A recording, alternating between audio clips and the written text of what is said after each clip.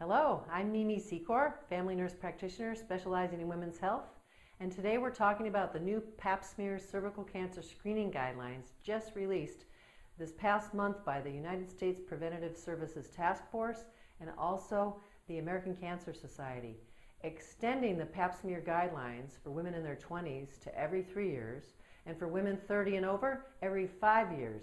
This is shocking information, but basically it's based on the best research we have indicating these are safe intervals. So the situation with cervical cancer is that it still is diagnosed in 12,000 women a year here in the United States, and a third of those women, approximately 4,000 women, die each year from cervical cancer. So this is still a very urgent issue, and one that all the clinicians and all the consumers of the world need to know about.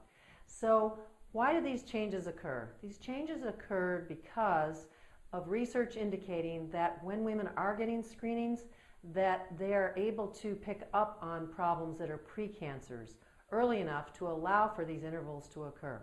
So one of the goals behind screening women for cervical cancer is to pick up precancer, and that usually is 5 to 10 years ahead of when women would ever be at risk for invasive cancer.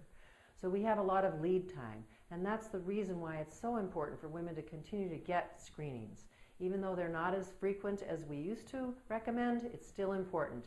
And this still means that women need to get their yearly checkups as well, with or without a Pap smear.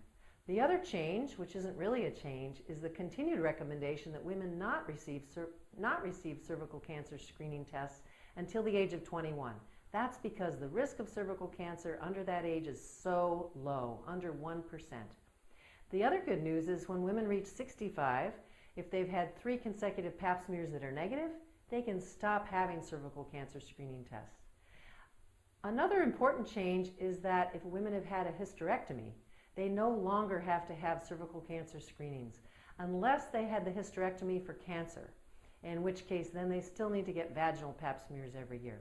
For more information about cervical cancer screening and HPV testing, go to my website, mimisecor.com, or to either one of the organizations that I mentioned, the United States Preventative Services Task Force or the American Cancer Society. Have a great day, and thank you for joining me.